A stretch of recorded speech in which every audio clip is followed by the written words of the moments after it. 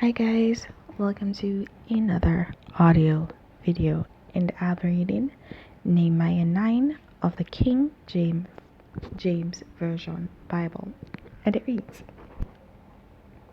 Now in the 24th day of this month the children of Israel were assembled with fasting and with sackcloths and earth upon them.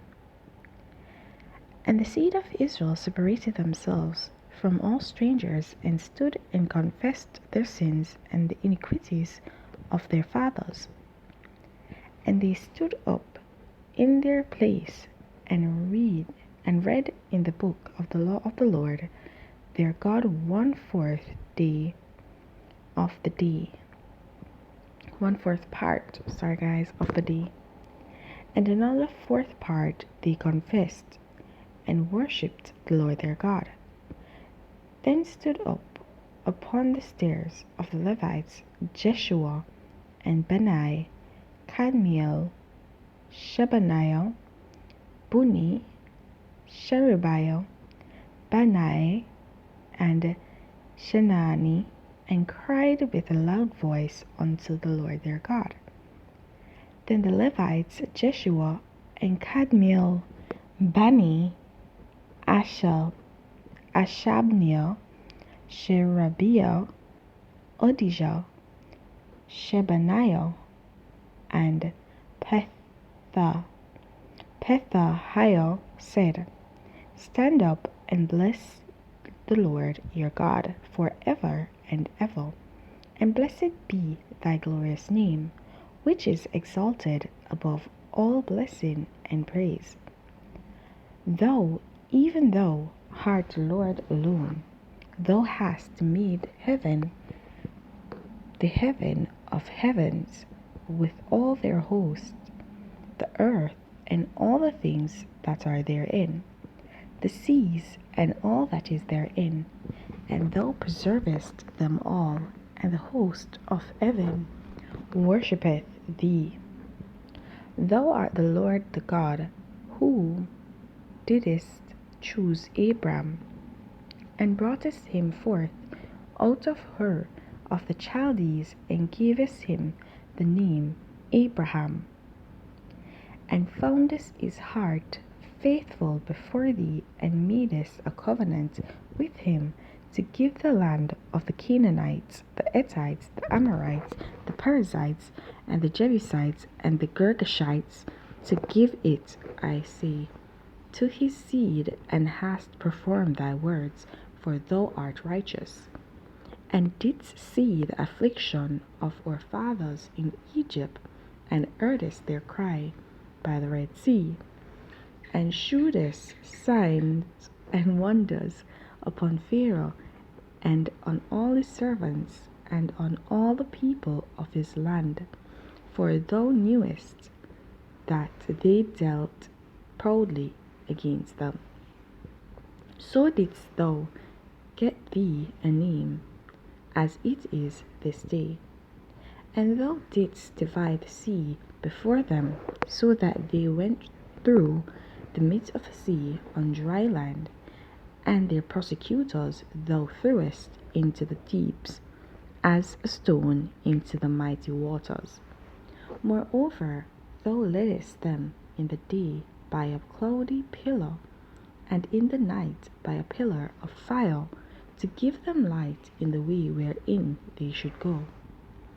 Thou camest down also upon Mount Sinai, and spakest with them from heaven, and gavest them right judgments and true laws, good statutes and commandments, and madest known unto them thy holy Sabbath, and commandest them precepts, statutes, and laws by the hand of Moses thy servant, and gavest them bread from heaven for their hunger, and broughtest forth water for them out of the rock for their thirst, and promisest them that they should go in to possess the land which thou hast sworn to give them.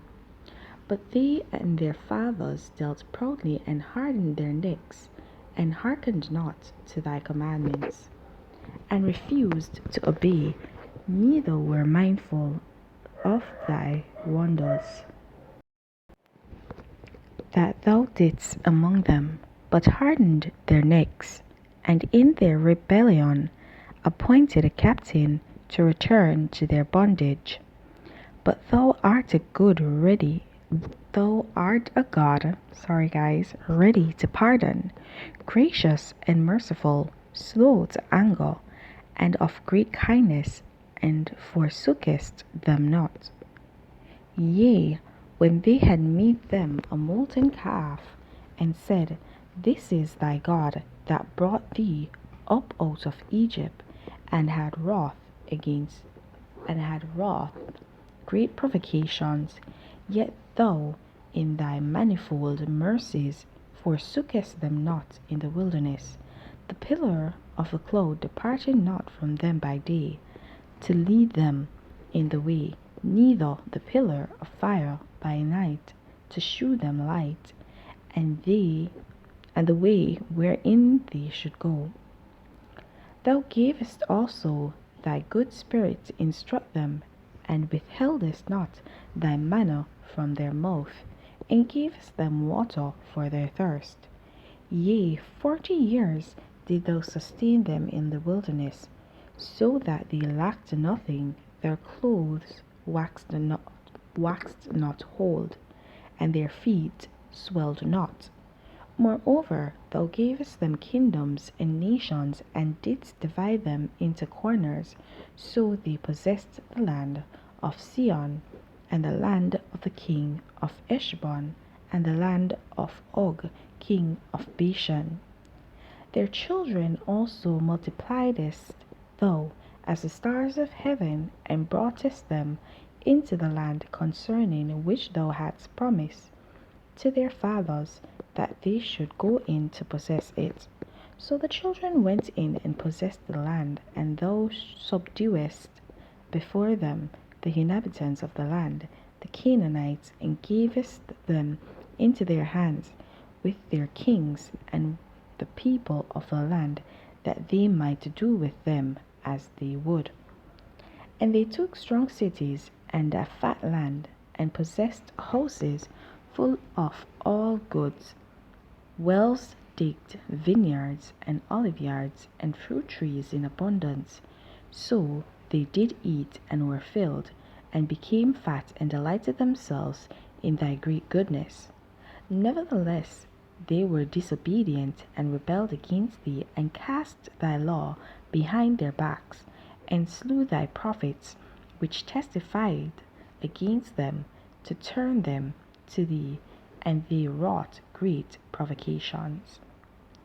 Therefore thou deliveredst them into the hand of their enemies, who vexed them, and in the time of their trouble, when they cried unto thee, thou heardest them from heaven, and according to thy manifold mercies, thou gavest them saviors, who saved them out of the hand of their enemies.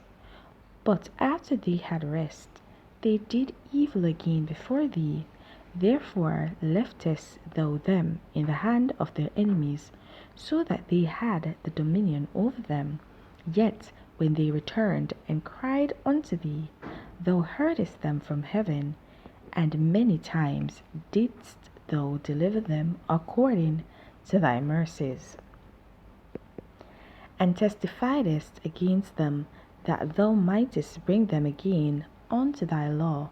Yet they dealt proudly, and hearkened not unto thy commandments, but sinned against thy judgments, which if a man do, he shall live in them, and withdrew the shoulder, and hardened their neck, and would not err.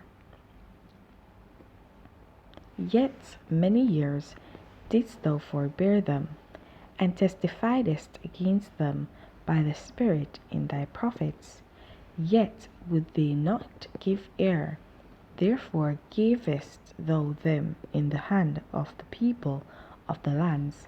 Nevertheless, for thy great mercy's sake, didst thou utterly consume them, nor forsake not, didst not utterly consume them, nor forsake them, For thou art a gracious and merciful God.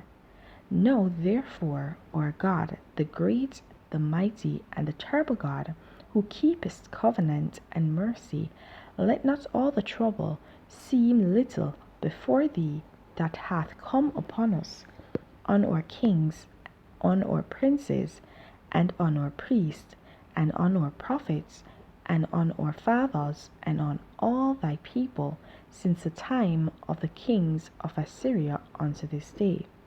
Howbeit thou art just in all that is brought upon us, for thou hast done right, but we have done wickedly. Neither have our kings, or princes, or priests, nor our fathers kept thy law, nor hearkened unto thy commandments, and thy testimonies wherewith thou didst testify against them. For they have not served thee in their kingdom, and in thy great goodness that thou gavest them, and in the large and fat land which thou gavest before them, neither turned thee from their wicked works. Behold, we are servants this day and for the land that thou gavest unto our fathers to eat the fruit thereof, and the good thereof. Behold, we are servants in it, and it yieldeth much increase unto the kings whom thou hast set over us, because of our sins. Also they have dominion over our bodies and over our cattle at their pleasure, and we are in great distress. And because of all this, we make a sure covenant and write it, and our princes, Levites, and priests seal unto it. Alright, guys. So in this chapter, we see that the children of Israel that are out of captivity and are now in Jerusalem, they are actually worshiping God. Okay?